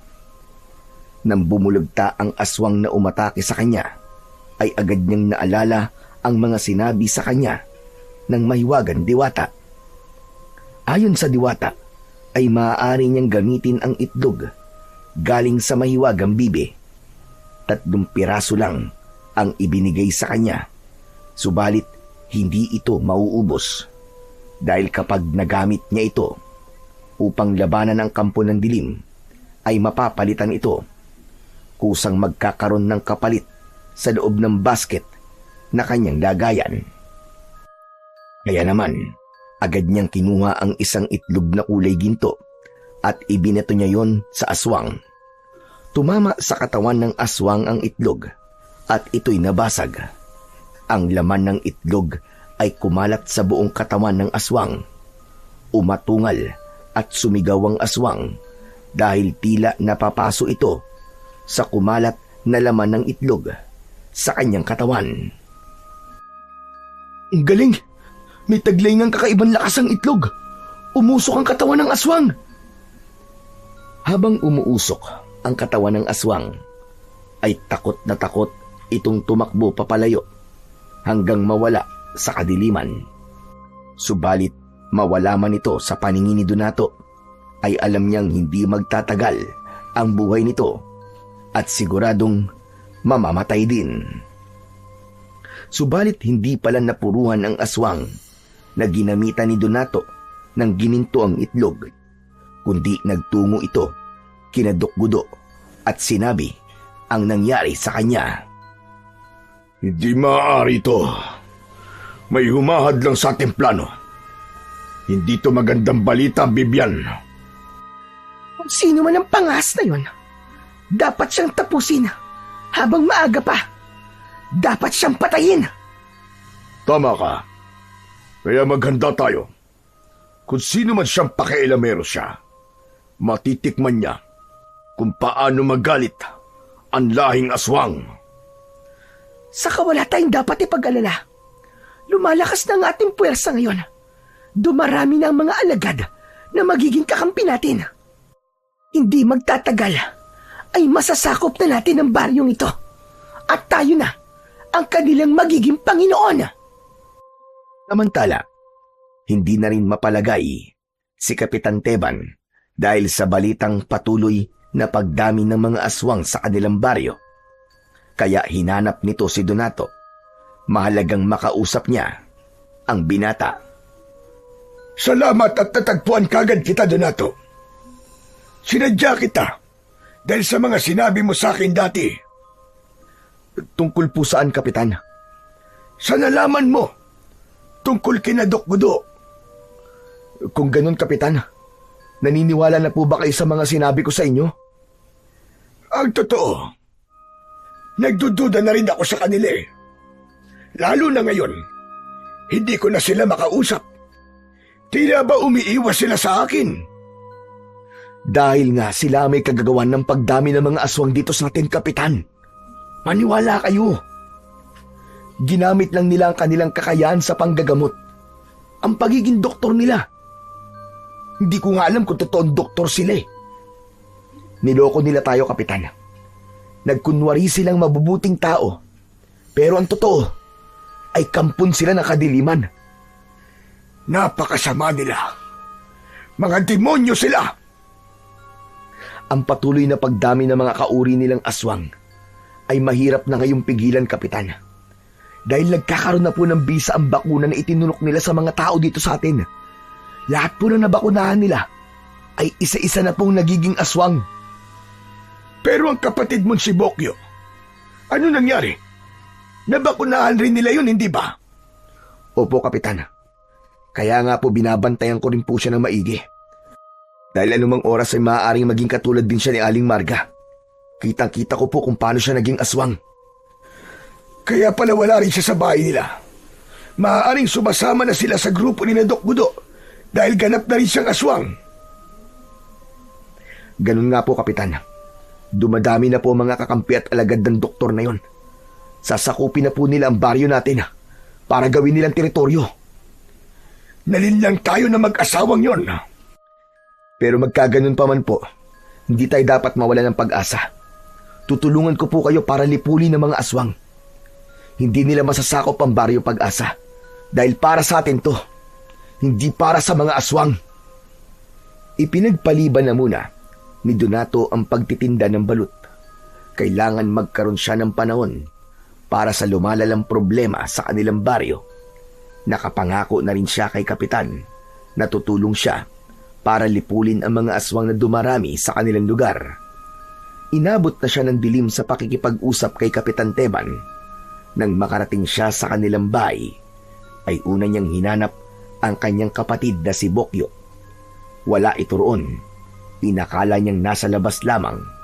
Kaya lang, nakita niya ang saklay nito na nakasandal sa dingding ng bahay. Hindi naman magagawa ng kapatid niya na makalabas ng bahay na hindi dala ang saklay dahil sa taglay nitong kapansanan. Naupo na napaisip si Donato kung nasaan si Bokyo. Subalit ganun na lamang ang sindak niya nang mula sa isang lugar ng bahay ay biglang sumulpot ang isang halimaw, isang batang aswang. Bago pa siya masaktan nito ay agad siyang nakaiwas. Habang nakamasid si Donato sa batang aswang, ay isang katanungan ang namutawi sa labi ng binata. Bokyo? Ikaw ba yan?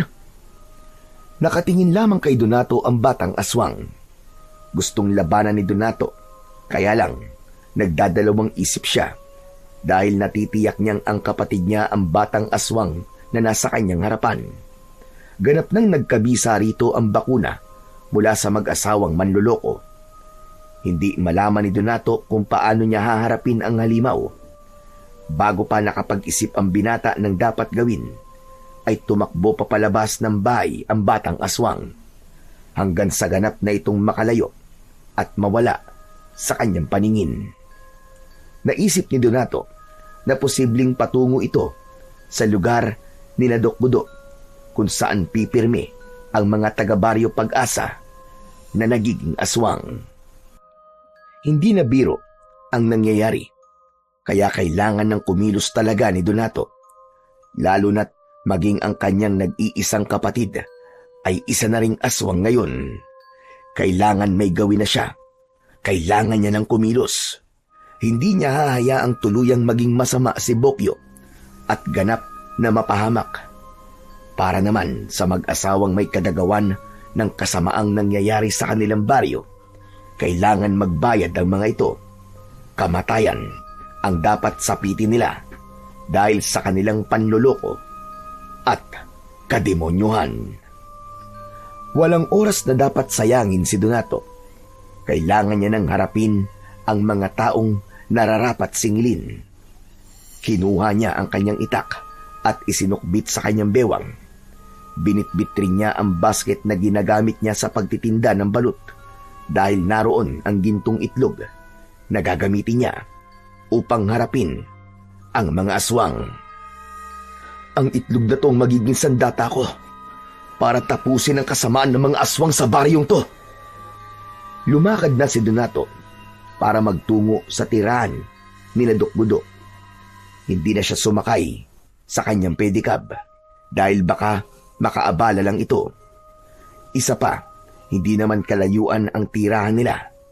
Subalit bago pa siya makarating sa tinutuluyan ng mga ito, ay may sumalubong sa kanyang aswang. Ayos! Buena mano ang aswang na to ah. Sige, subukan mo lang sumugod sa akin at may paglalagyan ka talaga. Inihanda ni Donato ang kanyang sukbit na gulok. Ito muna ang kanyang gagamitin bago ang gintong itlog.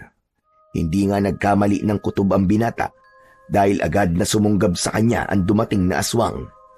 Pero naihanda na ni Donato ang kanyang gulok, kaya agad niyang inihataw yun sa aswang. Nasugatan ang braso ng halimaw, kaya lalong naulol ito sa galit. Kahit pasugatan ay muli itong umatake pero naihanda na ni Donato ang gitong itlog. Ibinato niya yon sa aswang, sa pulang halimaw at tinamaan ito sa ulo. Tila isang solidong bagay ang tumama sa aswang at sobra niyang ininda yun. Nabasag din ang itlog na tumama sa aswang at ang laman nito ay kumalat sa katawan. Umusok ang katawan ng aswang, hindi malaman ang gagawin, kaya nagpagulong-gulong ito sa lupa. Kasabay nun ang pagbabago ng anyo nito.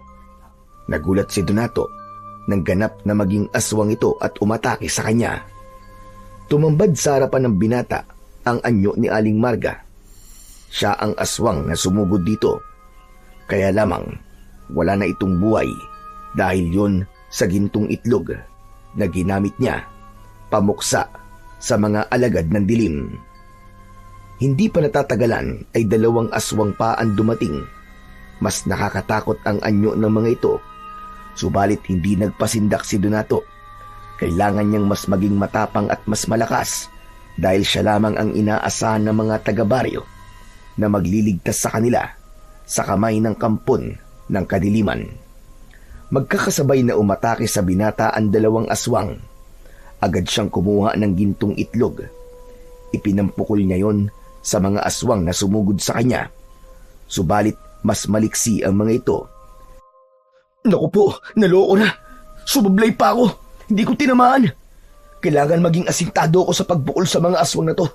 Baka maubos ang itlog na sandata ko. Hinawakan niya ang kanyang gulok para yun muna ang kanyang gamitin. Tumakbo ang binata at nagpahabol sa 2 aswang. Kailangan niyang gawin yun upang makakuha siya ng tiyempo at matiyak na tatamaan niya na ang mga ito sa susunod na pagpukol niya gamit ang gintong itlog. Sige, humabol kayo sa akin.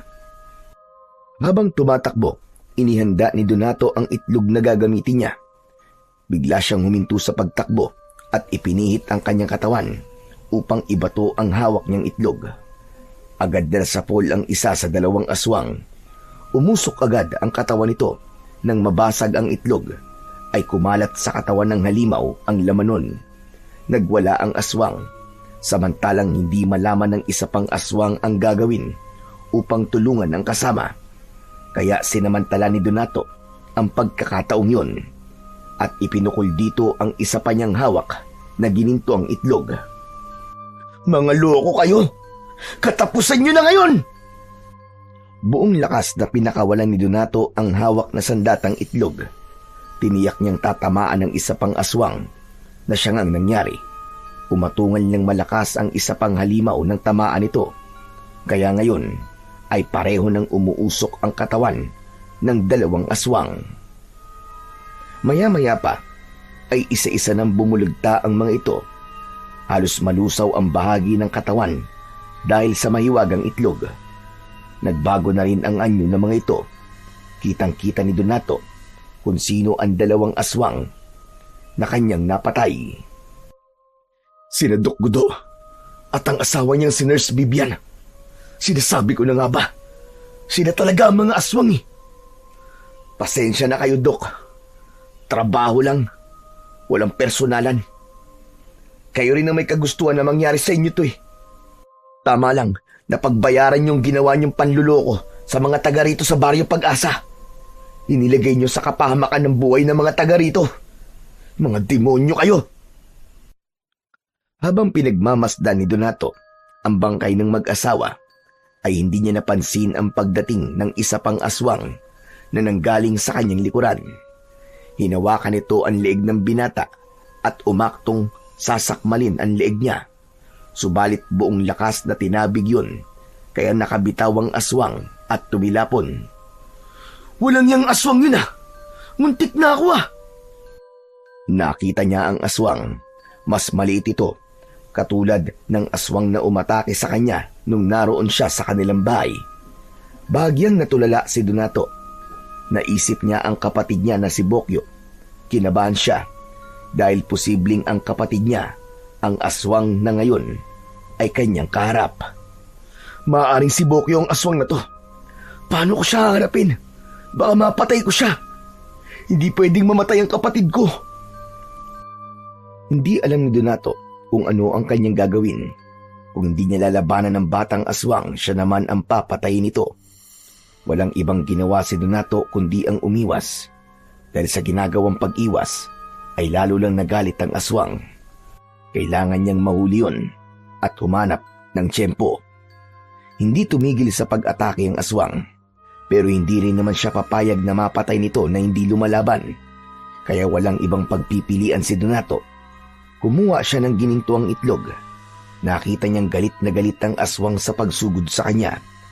Pikit matang ipinukol ng binata ang itlog sa papalapit na aswang. Bahala na. Yun ang tanging nasa isipan ni Donato. Pagdilat ng kanyang mga mata, nakita niya ang aswang na nakabulagta sa lupa at nakabukas ang bibig nito. Naroon ang itlog. Ibig sabihin ay nasentro sa loob ng bibig ng aswang ang itlog na ipinukul niya at doon ito nabasag. Nalunok ng buo ng batang aswang ang itlog na ipinukul niya.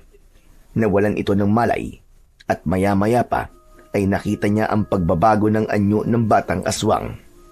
Yun ang naging epekto ng gintong itlog sa nalunok nito. Naging si Bokyo ito. Hindi alam ni Donato kung lalapitan ba niya ang kapatid. Pero saglit pa ay nagkamalay ito at nakita siya. Kuya Donato, Bokyo, kapatid ko. kuya, ano nangyari?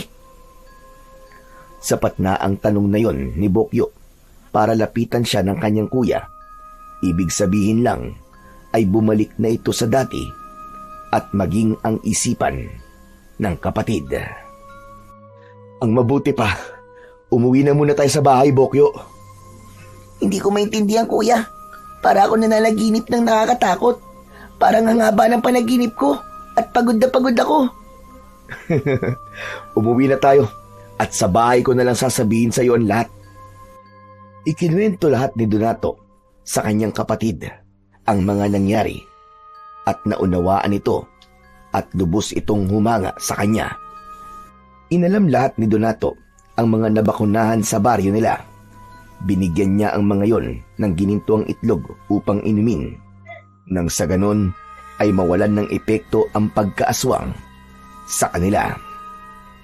Laking pasasalamat ni Kapitan Teban sa ginawa ni Donato dahil ligtas na ang baryo Pag-asa sa pagkaalipin at masasamang plano ng mga kampon ng kadiliman. Muling nagpakita kay Donato ang diwata bilang pagtatapos na rin ng paggamit niya sa gitong itlog. Nagpasalamat si Donato dahil sa pagtitiwalang ibinigay sa kanya para maging kasangkapan na iligtas ang baryo Pag-asa mula sa kadiliman. Subalit may pangako ang diwata na muli itong magpapakita sa sandaling kailanganin ni Donato ang tulong, lalo na't para sa kaligtasan at katahimikan ng baryo Pag-asa. Sadyang may mga nilalang na mapagsamantala, gagawin ang mga bagay na para sa sarili nilang kasiyahan at pakinabang, kahit pa magdulot ito ng kapahamakan sa iba.